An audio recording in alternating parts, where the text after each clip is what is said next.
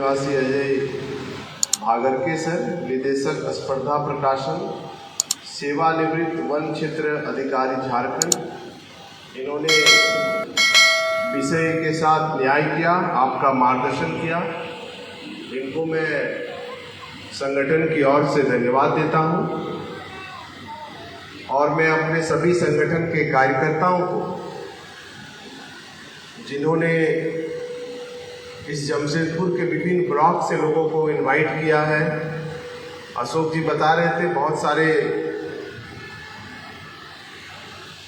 जो समाज, जो कास्ट है, उसके प्रतिनिधि भी हमारे यहाँ बीच मौजूद हैं।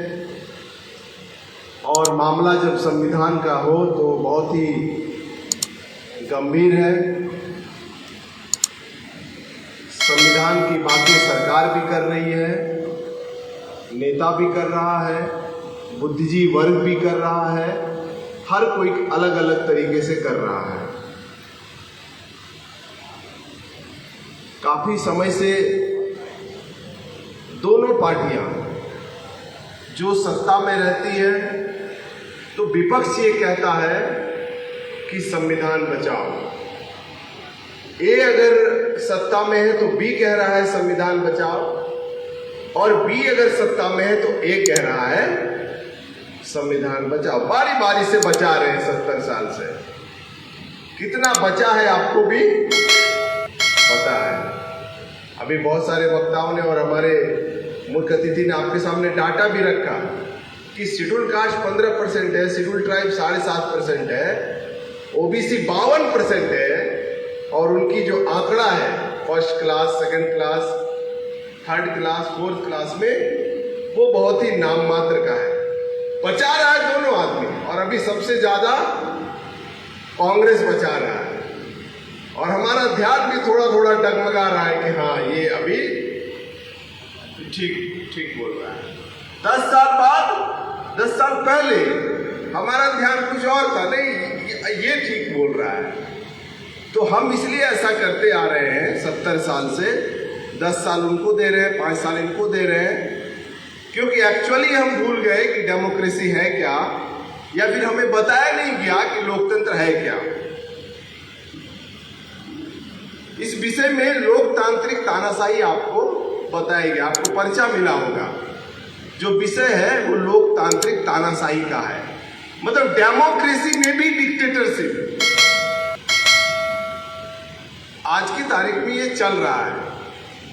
और ये पुस्तक है मेरे हाथ में, ये झारखंड सरकार की पुस्तक है, और ये राज्य सरकार की जो विद्यालय है, हो सकता है एनसीईआरटी में भी हो, और ये सिविक्स की पुस्तक है,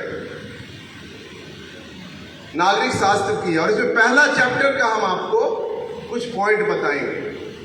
मुझे लगता है अभी जैसे सर ने कहा कि कितने लोगों के पास संविधान है, तो बहुत लोगों ने कहा हाँ संविधान है, अंग्रेजी भी है कुछ लोगों के पास, हिंदी भी है, संविधान रखते हैं लोग, पढ़ भी रहे, ऐसा भी आपने बताया। अभी 4 साल से बामसेब चला रहा है भारत का संविधान, पढ़ो पढ़ाओ। और इसलिए हम लोगों ने स्लोगन रखा है BS4। कैसे आवाज कर रही है, मतलब सॉफ्ट रखिए आवाज।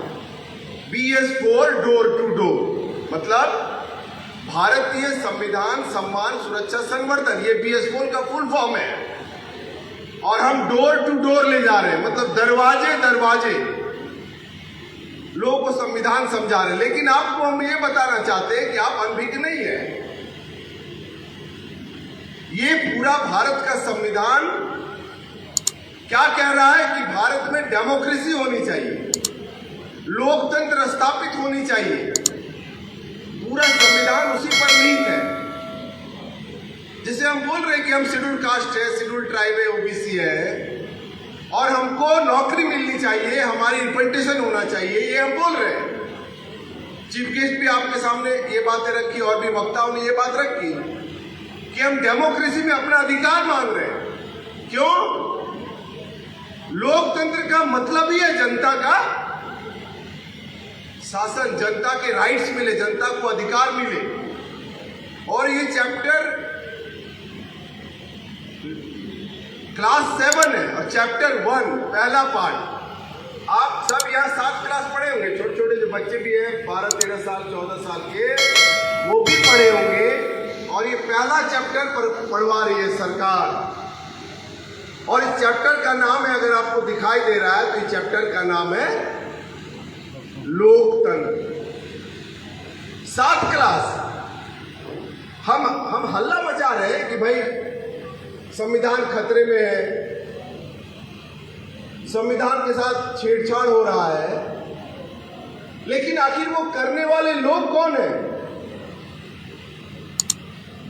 क्या बीजेपी और कांग्रेस कोई बहुत बड़ा ग्रह है, कोई बहुत बड़ा ताकत है जो खुद ही संविधान के खिलाफ काम कर रहा है? तो ये चैप्टर का पहला लाइन ये कह रहा है, ये हम आपको समझाना चाहते हैं। कोई भारी भरकम हम भाषण देने वाला आदमी नहीं है, हम सरल शब्दों में आपको समझाना चाहते हैं कि डेमोक्रेसी है क्या। और ये डेमोक्रेसी में पहला लाइन है, चैप्टर नंबर 1 क्लास 7 और पहला लाइन है, फर्स्ट लाइन क्या है? लोकतंत्र का अर्थ होता है जनता का शासन। देखिए 7 क्लास में हमको पढ़ा रहा है, गवर्नमेंट पढ़ा रही है कि लोकतंत्र मतलब जनता का शासन।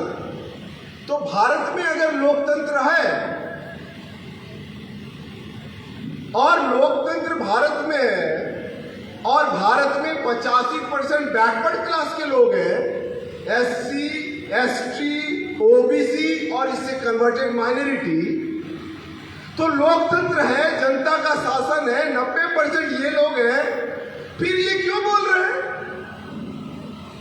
SC को नहीं मिल रहा है, ST को नहीं मिल रहा, OBC को नहीं मिल रहा है? इन्हीं का शासन है, इन्हीं को नहीं मिल रहा है। और सरकार बता रही है कि लोकतंत्र मतलब जनता का शासन। दूसरा लाइन आपके लिए हम पढ़ते हैं, बहुत इंपॉर्टेंट है। 7 क्लास में हम लोग बैठे हुए, क्लास 7 आपको डेमोक्रेसी समझा रहे हैं। क्यों? हर व्यक्ति यहां जो 18 साल के बाद होता है वो राजनीति का बहुत विश्लेषण करता है। अरे आजसू ठीक नहीं है, जेएमएम ठीक है, ये ठीक नहीं है, ये विधायक ठीक है, ये ठीक है, ऐसा हम बहुत सारी बात करते हैं। कांग्रेस अच्छा है, बीजेपी बुरा है, लेकिन एक्चुअली है क्या? ये कौन सी व्यवस्थाएं हैं, क्या देना चाहती है? तो बाबा साहब ने अपने अंतिम भाषण में ये कहा, संविधान सभा के अंतिम भाषण में ये कहा कि हमको डेमोक्रेसी मिलेगा पॉलिटिकली, लेकिन हमको इसको सोशल रेवोल्यूशन में, सोशल डेमोक्रेसी में अगर हम नहीं बदले तो ये जो सिस्टम है ये तहस नहस हो जाएगा। और ये तहस नहस होता हुआ दिख रहा है। पॉइंट नंबर 2, उस लाइन के बारे में आपको हम समझाएंगे। पॉइंट नंबर 2, बाबा साहब ने ये भी कहा, जो आरक्षण का रोना रो रहे हैं, कि ये जो अधिकार है ये लिमिट टाइम के लिए है, एक समय आएगा कि ये खत्म हो जाएगा। डॉक्टर अंबेडकर ने खुद कहा है।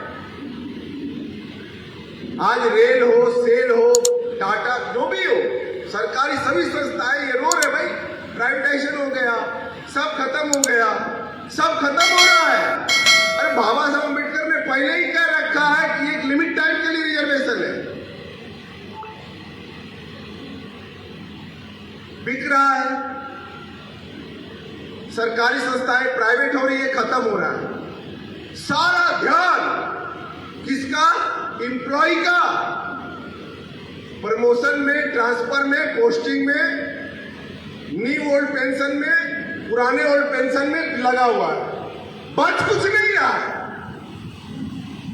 लेकिन ये सारा ध्यान ये वहां लगाए हुए, और बाबा साहब अंबेडकर बोलते हैं खत्म हो जाएगा। फिर हो क्या रहा है?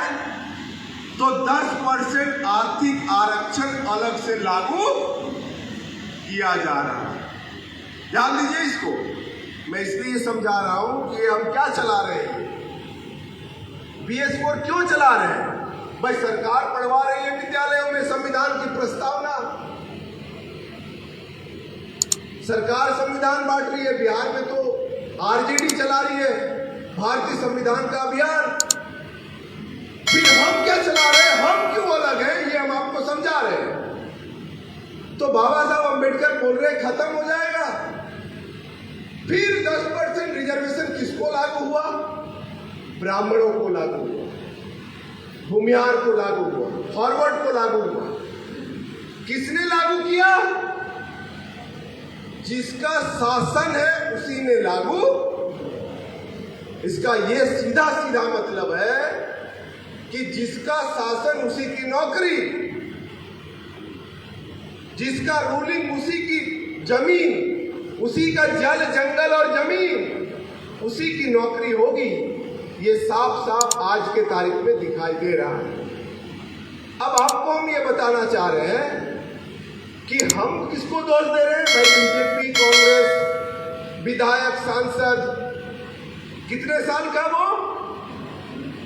5 साल। विधायक हो, सांसद हो, पीएम हो, बीजेपी हो, कांग्रेस हो, 5 से हार्डली 10 साल का। रिजर्वेशन से आया हुआ SC ST का MP MLA 10 साल का। हम उसको गरिया रहे हैं, देखो ये बोल नहीं रहा है, हमारे समर्थन में बोल नहीं रहा है। CNT SPT एक्ट रहते हुए झारखंड में जमीन भूमिहार ले रहा है, बोल नहीं रहा हमारा आदमी, हमारा विधायक सांसद बोल नहीं रहा है। तो बाबा साहब अम्बेडकर ने बहुत पहले डिक्लेयर किया है। हम सिर्फ जय भीम बोलते हैं। बाबा साहब का स्टैचू लगाने में हम पूरी ऊर्जा लगाते हैं 14 अप्रैल को, लेकिन बाबा साहब अम्बेडकर ने कहा क्या है इस पर हम बहुत कम ध्यान देते हैं। संविधान है क्या ये हम बहुत कम ध्यान देते हैं।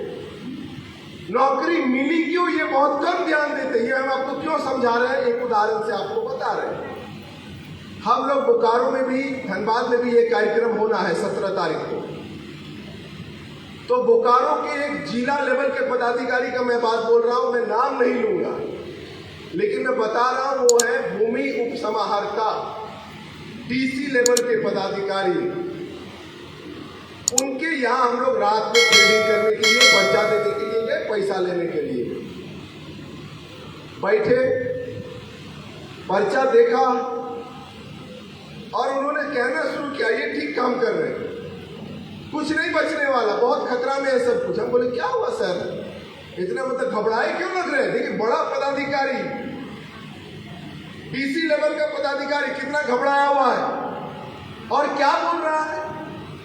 आपने देखा, हमको बता रहे हैं, आपने देखा इस बार 10 साल का रिजर्वेशन मोदी ने नहीं बढ़ा। ये क्या बता रहे हैं? 10 साल का रिजर्वेशन मोदी ने नहीं बढ़ाया, सारी नौकरियां अब वो ये बता रहा है बड़ा पदाधिकारी, हाई इंटेलेक्चुअल लेवल जिसको हम समझते हैं, हमारा SDO, हमारा PDO, हमारा IAS, हमारा IPS, और वो बोल रहा है कि 10 साल का रिजर्वेशन नहीं बढ़ा रहा है, कैसे नौकरी होगी। मतलब इतना बड़ा पदाधिकारी गधा को नहीं मालूम कि ये 10 साल का रिजर्वेशन पॉलिटिकल है। जो फंडामेंटल राइट में जो रिजर्वेशन है, जिससे नौकरियां मिलती है, उसका कोई टाइम लिमिट नहीं है। इतना बड़ा पदाधिकारी का इतना इग्नोरेंस है, इतनी अज्ञानता है। जब उतने बड़े पदाधिकारी की ये अज्ञानता है, तो हम जो जमशेदपुर में लोगों को बुलाए हैं, गांव से, पटमदा से, मूसाबनी से, अलग अलग जगह से लोग आए हैं, वहां पर गांव के लोगों का संविधान के प्रति क्या होगा अंडरस्टैंडिंग। इतना बड़ा काम हम कर रहे हैं, इतनी बड़ी भूमिका वामसेप के साथियों पर लगी हुई है कि उनको संविधान समझाना है, उनको डेमोक्रेसी समझाना है, उनको राजनीति समझाना है, उनको सामाजिक लोकतंत्र समझाना है। तो एक बड़ी हमारे सामने जिम्मेदारी है और हम इसलिए लोगों को ट्रेंड कर रहे हैं। कैसे ट्रेंड कर रहे हैं? आपको उदाहरण से समझाता हूं। संसद में मल्लिकार्जुन खड़गे ने राजनाथ सिंह को ये कहा, बाबा साहब अंबेडकर के जयंती के कुछ दिन पहले, 2-3 साल पहले की ये घटना है, कि हम यहाँ के मूल निवासी हैं, आप लोग यहाँ, आप लोगों ने सुना था क्या बोल रहे हैं, हम यहाँ के कहा, संसद में बोल रहे हैं। लेकिन संसद तक ये बात किसने ले गया, किसने ये बताया लोगों को कि SC, ST, OBC हम भारत के, पूरे भारत में 130 करोड़ जनता तक ये बात किसने पहुंचाई, संगठन ने पहुंचाया। इतने बड़ा पैमाने पर हम काम कर रहे हैं। आरएसएस का मुखिया मोहन भागवत ये आके बयान दे रहा है कि हम बाहर के लोग नहीं हैं, हम भी यही के लोग हैं। घूमते घूमते पृथ्वी से उधर गए और फिर घूम के, कभी गए थे लेकिन फिर घूम के, ये सफाई वो दे रहा है। हमारे में बहुत घबराए भाई, आरएसएस है, उनको नहीं पता हमसे भी है। तो इतना प्रभावकारी काम 1978 से हम करते आए कि अब समाज में ब्राह्मण, भूमियार और फॉरवर्ड को लोग समझ रहे हैं और पूरे भारत में चर्चा है, आय ब्राह्मण विदेशी है। सोशल मीडिया में धूम मचा हुआ है, हालत खराब है उनकी। हिंदू मुस्लिम का मतलब एजेंडा बड़े पैमाने पर वो लागू कर रहे ताकि असली बाहरी को खत्म कर दिया जाए, चर्चा बंद कर दिया जाए। झारखंड में तो इसलिए चल रहा है बाहरी, और इसलिए चल रहा है कि हमने लाया है आय ब्राह्मण। हम इसलिए बोल रहे हैं कि जब हम फूले साहब के उस गांव में स्कूल खोलने वाली छोटी सी घटना को, फूले साहब के साहित्य गुलामगिरी में लिखे हुए प्रस्तावना के उस शब्द को जब हम पूरे भारत में स्थापित कर सकते हैं, तो भारत के संविधान की मूल भावना को भी हम स्थापित कर सकते हैं। और जब ये होगा तो संविधान पर ये जो गधे लोग बोल रहे हैं सरकार का ताकत लेके कि संविधान को बदलना, अभी कहा ना उसने, विवेक दो आर्थिक सलाहकार जो है उसने कहा कि ये संविधान बहुत पुराना हो गया है, ये भारत सरकार अधिनियम का हिस्सा है, 105 संशोधन हो गया है, पहले जैसा संविधान अब नहीं रहा, फिर से बदलना चाहिए। इतनी हिम्मत उनको क्यों है? क्योंकि जनता को संविधान के मूल भाव की जानकारी, इसलिए हम जनता को बनाना चाहते हैं संविधान प्रबोधक,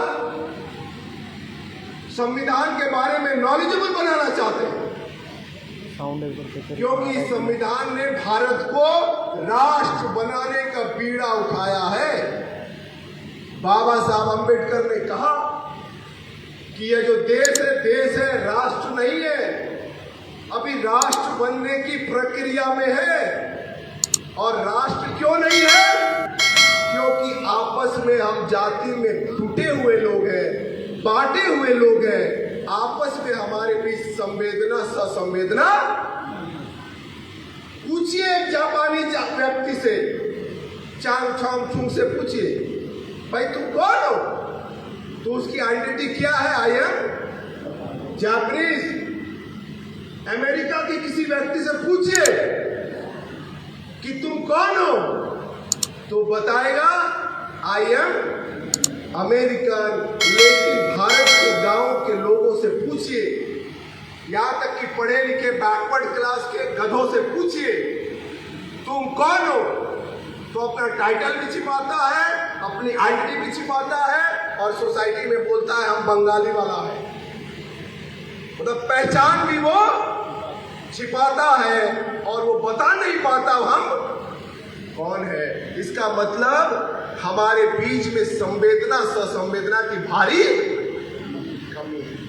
हमने जब ये भाषण लगाया, SC ST OBC हम भारत के मूल निवासी, हमारे लोगों को उतना समझ में नहीं आया होगा, लेकिन दुश्मन को पूरा समझ में आया कि साला यहाँ तो हम मतलब इतने 1000 साल से इतना बांट के रखे हैं और ये SC को भी मिला रहा है, ST को भी मिला रहा है, OBC को भी मिला रहा है, पूरे भारत के 85% को मिला रहा है और कह रहा है हम क्या है बोल। तो कहाँ है जाति?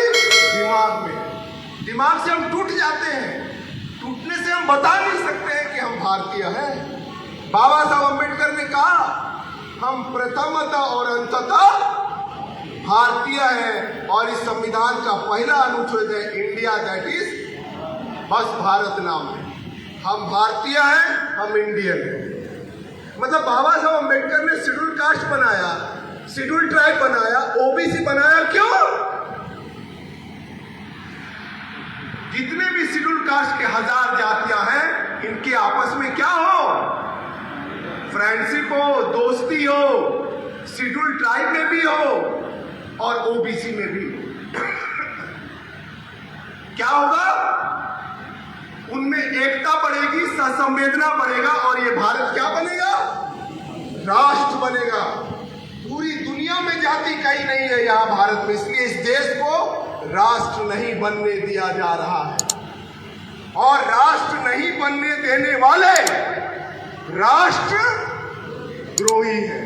और ये हम कॉमन मैन को समझा रहे हैं, आम पब्लिक को समझा रहे हैं कि इस राष्ट्र को राष्ट्र बनने देने में जो सबसे बड़ी बाधा है वो 15% है। ये हम समझा रहे लोग और ये 40 साल होते होते लोगों ने समझ लिया दोस्त कौन है और दुश्मन कौन है। ये एक एजेंडा पे हमने इतना दिन काम किया 40 सालों तक। अब पिछले 5 साल से हम लोगों को समझा रहे हैं भारत का संविधान। इसलिए जैसे ही देवराय ने ये कहा कि संविधान बदलना चाहिए, 2 दिन के बाद 15 अगस्त को देवराय ने कहा और 17 अगस्त को PMO ऑफिस से ट्वीट हुआ, ये देवराय का पर्सनल भाषण है, हमारा उससे कोई लेना देना।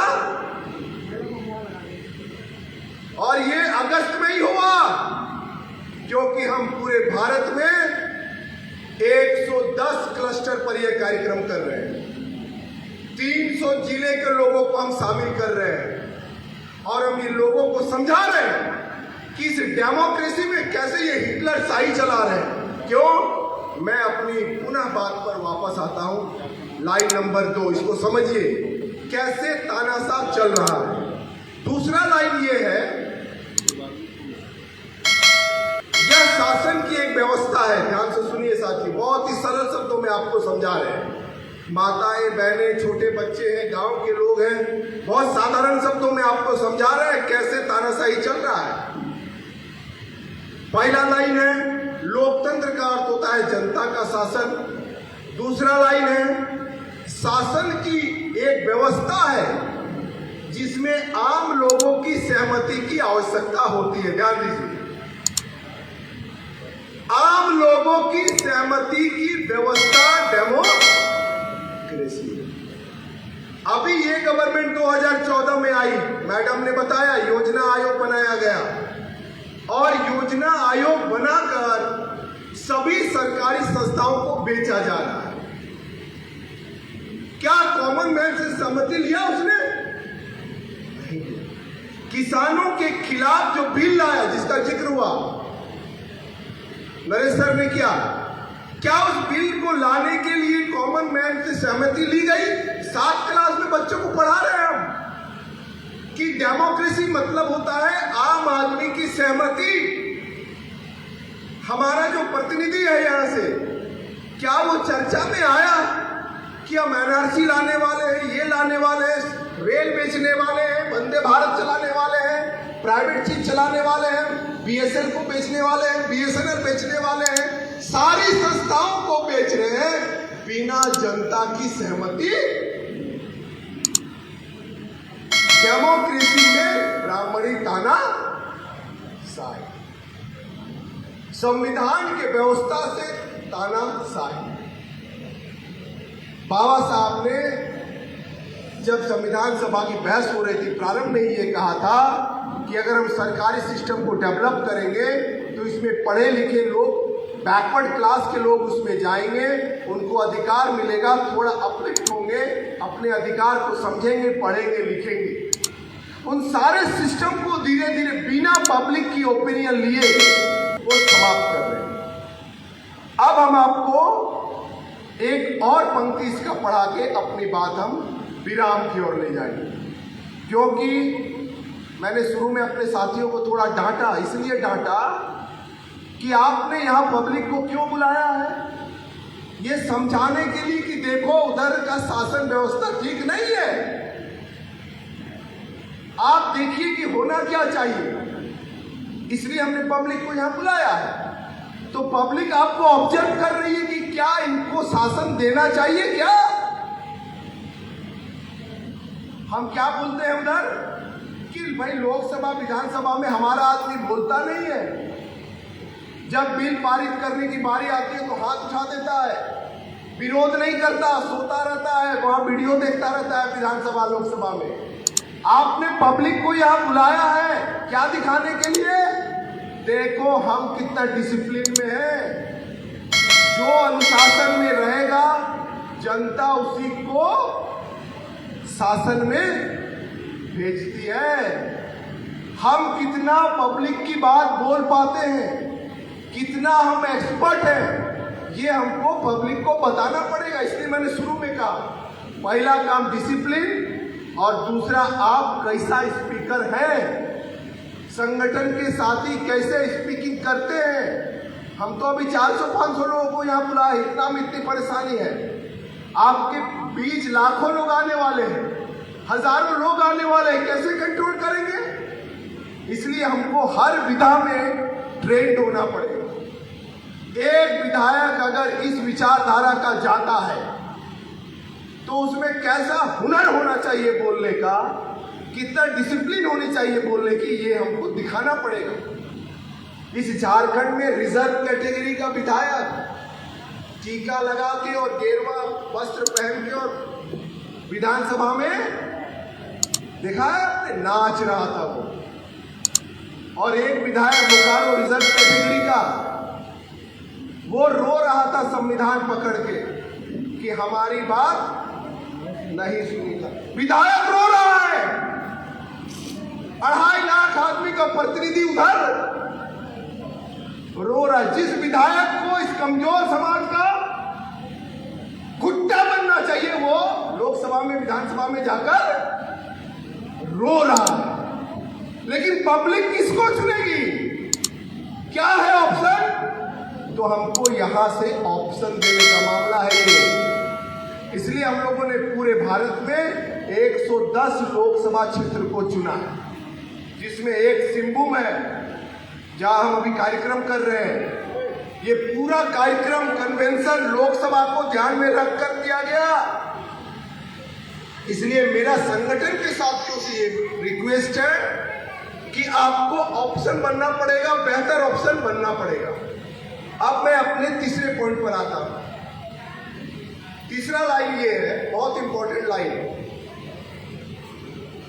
प्राचीन काल से ही भारत एवं ग्रीस में लोकतंत्र के उदाहरण मिलते हैं। देखिए हम क्या बोल रहे हैं कि भारत का संविधान लागू हुआ भारत में लोकतंत्र लाने के लिए। लोकतंत्र मतलब सबको बराबर अधिकार मिले, पैसा बराबर, सम्मान बराबर, नौकरी जिसकी जितनी संख्या। लेकिन विजय माल्या, मोदी के भाई लोग 1000 करोड़ लेके चले जा रहे हैं और हमारा आदमी बमुश्किल अपनी 2 जून की रोटी कमा रहा है। इसका मतलब डेमोक्रेसी का हरास है संविधान लागू होने के बावजूद। लेकिन ये किताब बोल रहा है कि ग्रीस और यूनान में, ग्रीस और भारत में प्राचीन काल में भी डेमोक्रेसी था। ये बहुत इंपॉर्टेंट बात आपको समझा रहे हैं। प्राचीन काल में भी, जैसे उन्होंने कहा कि हम स्पर्धा प्रकाशन लोगों को पुराना इतिहास वगैरह समझाते रहते, तो थोड़ी इतिहास की बात, बाबा साहब अम्बेडकर ने भी संविधान सभा में ये कहा कि ऐसा नहीं है कि हम डेमोक्रेसी नहीं जानते, प्राचीन काल में इस भारत में डेमोक्रेसी था। आपको जानकर आश्चर्य होगा कि बुद्ध के काल में भी लोग वोटिंग करते थे, गुप्त मतदान, जिसको सलाका बोलते थे। और इसी भारत से डेमोक्रेसी सीखा है दुनिया ने। जयपाल सिंह मुंडा को बहुत लोग जानते होंगे। उन्होंने भी संविधान सभा में कहा था कि हमको लोकतंत्र सिखाने की जरूरत नेहरू को नहीं है, हमने लोकतंत्र दुनिया को सिखाया है। इसका मतलब भारत में डेमोक्रेसी था। हम गणराज्य लोग थे, हम गणतंत्र लोग थे, हम राजा थे। शिवाजी महाराज, साहूजी महाराज, मतलब डेमोक्रेसी था, जनता का शासन था, अशोक सम्राट। अब देखिए दो देश के बारे में इसमें, एक ग्रीस और एक भारत। आज वो ग्रीस, साउथ यूरोप कितना डेवलप्ड है, कितनी विकसित है, और उसी समय का भारत में आज गरीबी है, लोग लाचार है, बेबस है। उस समय भी वहां डेमोक्रेसी था ग्रीस में, और उस समय भारत में भी था। फिर भारत में हरास क्यों हुआ? क्योंकि आर्य ब्राह्मणों ने यहाँ आक्रमण किया, यहाँ के लोगों को गुलाम बनाया। आज का SC ST OBC को 6000 जातियों में बांट दिया। हम उसको इकट्ठा कर रहे हैं, बैकवर्ड क्लास बना रहे हैं, संविधान में भी बैकवर्ड नाम है। इसका मतलब है कि हम डेमोक्रेसी पहले जो था उसी को स्टैब्लिश करना चाहते हैं, फिर से लागू करना चाहते हैं। लेकिन ये तभी होगा जब जनता को हम लोकतंत्र समझा सकेंगे। और हम आपको 7 क्लास की बात पढ़ा रहे हैं, कोई बहुत बड़ा कानूनी बात आपको हम नहीं समझा रहे हैं डेमोक्रेसी का। जनता की सहमति से ही डेमोक्रेसी हो सकता है। अब जनता के बीच जा रहा है हमारा प्रतिनिधि, ध्यान से सुनिए। यहाँ सभी लोग हैं, माताएं बहनें गांव से आई है, विधायक आया है, पूछ रहा है, गांव में लगा चौपाल, विधायक जी आए हैं, फिर से वोट मांगने आए हैं, चौपाल लगा, पूछ रहे बताइए आपकी क्या डिमांड है, आपको क्या चाहिए? तो हमारा आदमी क्या डिमांड करता है? चापाकल, लाल कार्ड, राशन कार्ड, पीला कार्ड, थाना नहीं सुनता। देखिए विधायक सामने हम डिमांड रख रहे हैं, इसका मतलब यह है कि लोगों के पास कोई मुद्दे नहीं है कॉमन मैन के पास। हमारे लोग बोलते हैं पैसा से चुनाव जीता जाता है, जिसके पास पैसा होगा वही जीतेगा। गलत। बीजेपी भी खड़ी होती है और कांग्रेस भी। कांग्रेस के पास ज्यादा पैसा है, फिर भी अभी बीजेपी जीतते आ रही है कांग्रेस। क्यों? एक विचारधारा काम कर रहा है पब्लिक में, ऊंच नीच की विचारधारा। इसका मतलब पब्लिक के पास अगर डिमांड हो, पब्लिक के पास अगर मुद्दे हो, तो विधायक से पूछेगी। जैसे वो चीफ गेस्ट ने कहा कि एक भी IAS officer high court, supreme court, इस सब में नहीं है। हमारा आदमी बीटेक करके बेरोजगार है, ग्रेजुएशन की तो बात ही नहीं है। तो हमारा विधायक आया पूछने के लिए, अब नहीं क्या डिमांड है आपका, हम आपकी सेवा में। क्या पूछेगा पब्लिक?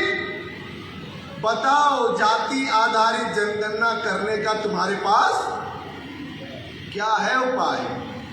बताओ, मेरे घर में ग्रेजुएशन बच्चा बेकार पड़ा हुआ है, उसकी नौकरी के तुम्हारे पास क्या व्यवस्था है? बताओ, OBC के ऊपर क्रीमी लेयर लगा हुआ है, उसको हटाने का तुम्हारे पास क्या डिमांड है? बताओ, इस गांव के लोग शहर जाकर इलाज करवाते हैं पैसा देकर। बताओ, इस टैक्स के पैसे से अस्पताल, सुपर स्पेशलिस्ट सरकारी अस्पताल बनाने का तुम्हारे पास क्या है? इसका मतलब हम 7 मुद्दे अब पब्लिक को देना चाह रहे हैं, आप सभी को आगाह करना चाह रहे हैं। अभी तक हमने SC ST OBC हम भारत के मूल निवासी दिया है, अब हम BS4 के माध्यम से कॉमन मैन को 7 मुद्दे देने जा रहे हैं। बोलने का अधिकार का हनन क्यों हो रहा है? जाति आधारित जनगणना क्यों नहीं हो रही है? स्वास्थ्य, शिक्षा, रोजगार खराब क्यों हो रहा है? शिक्षा का बाजारीकरण क्यों हो रहा है? नौकरी का तुम्हारे पास क्या साधन है? रोजगार बांट रहा है ये 10,000 12,000, ये है हमारा अधिकार। संविधान कहता है लोक कल्याणकारी राज्य की होना चाहिए, ऐसी व्यवस्था होनी चाहिए। करोड़ों करोड़ों फ्लैट ठेकेदारी चंद मुट्ठी पर लोगों के पास है और कॉमन मैन के पास मजदूरी है सिर्फ। मैं बोकारो में रहता हूँ, मेरा स्कूल 35 किलोमीटर दूर है। 7 बजे हम घर से निकलते हैं, 30 किलोमीटर तक। चंदन क्यारी से बोकारो लगभग 22 किलोमीटर है। साइकिल का रैला आता है, रैला, सब मजदूर लोग आता है। कहाँ? शहर नौकरी ढूंढने। इस झारखंड की आबादी 3.25 करोड़ है, 3.29 करोड़। कितनी है नौकरी? कम से कम 50% नौकरी होनी चाहिए युवाओं की। 60% युवा है इस झारखंड में। इसका मतलब 1.5 करोड़ नौकरी चाहिए। कहाँ होगा नौकरी? सारी संस्थाएं प्राइवेट हो रही है। हम कॉमन मैन को एजेंडा दे रहे हैं BS4 के माध्यम से। अब जब प्रतिनिधि वहां जाएगा, किसी भी पार्टी का हो, वो पूछेगा संविधान के अधिकार क्या है बताओ। ये बड़ा हम मामला पूरे देश में खड़ा करना चाहते हैं, इसलिए हमने लिखा है हम जन आंदोलन खड़ा करना चाहते हैं। एक साधारण सा आदमी भी समाज की, संविधान की गूढ़ बातों की जानकारी रखेगा, इसमें दिए गए अधिकार की बात करेगा। इसलिए हम लोग संविधान प्रबोधक बना रहे हैं। पूरे भारत में 50,000 संविधान प्रबोधक हम इस साल बना रहे हैं 2023 में। और ये 50,000 लोग सिर्फ गांव में काम करेंगे पब्लिक को एजेंडा देने का। क्यों? बाबा साहब ने लिखा अपने अंतिम भाषण में, डेमोक्रेसी मतलब सत्ता नहीं होता, डेमोक्रेसी मतलब विपक्ष होता है और जनता होती है। हम विपक्ष और जनता दोनों को मजबूत करना चाहते हैं, इसलिए हम BS4 चला रहे हैं। ठीक कहा सर ने, बुद्ध ने कहा है अपना दीपक खुद बनो। जनता को हम इतनी जानकारी दे देंगे कि कोई पार्टी और कोई दलाल भड़वे का अब हमारा भी नहीं चलेगा, हम जिस दिन दिख जाएंगे। इतना तैयार हम पब्लिक को करना चाहते हैं इस क्लस्टर कन्वेंशन। इसलिए 22 अक्टूबर को आप लोग को हम इन्वाइट कर रहे हैं। हम अभी पूरे देश में चला रहे हैं ये कन्वेंशन। 22 अक्टूबर को हम लोग नागपुर में नेशनल पैरेड करने जा रहे हैं, राष्ट्रीय पथ संचलन। नागपुर में 2 ग्राउंड बुक कर लिया गया है। पूरे देश भर से लोग आएंगे, इस यूनिफॉर्म में आएंगे। 20,000 लोगों का भीड़ लगने वाला है। और वो उस समय है, वो महीना है, वो दिन है कि अंतर्राष्ट्रीय वहाँ भीड़ लगती है, वहाँ पूरे देश के लोग आते हैं। आप भी कम से कम इस क्लस्टर से, जो क्लस्टर के पदाधिकारी हैं, 100 लोग मिनिमम इस ड्रेस में 22 अक्टूबर को नागपुर हमको पहुंचना है। क्यों? लड़ाई किससे है? राष्ट्रीय संगठन से है। हमको भी राष्ट्रीय लेवल का ताकत पूरे दुनिया को दिखाना है। और ये हल्ला मचा रखा है, नागपुर RSS का गढ़ है, फूले अम्बेडकरी विचारधारा का गढ़ है वो, पेरियार बाबा साहब फूले साहब सावित्रीबाई फूले का गढ़ है वो है बड़ा नागपुर और ये है छोटा नागपुर। नागों की भूमि है भारत, इसको हम सिद्ध करेंगे 22 अक्टूबर को। आप सबसे अपील है संविधान को लागू करने के लिए, देश में लोकतंत्र स्टैब्लिश करने के लिए और जनता को संविधान से लैस करने के लिए आप उस राष्ट्रीय पैरेड में शामिल होंगे। आपने मेरी बातों को सुना, बहुत बहुत धन्यवाद। जय भीम, जय मूल निवासी, जय संविधान, जय भारत। MNT न्यूज़ नेटवर्क को सब्सक्राइब करें, लाइक और फॉलो करना ना भूलें। साथ ही बेल आइकॉन दबाकर जन जागृति की मुहिम में जुड़े रहें।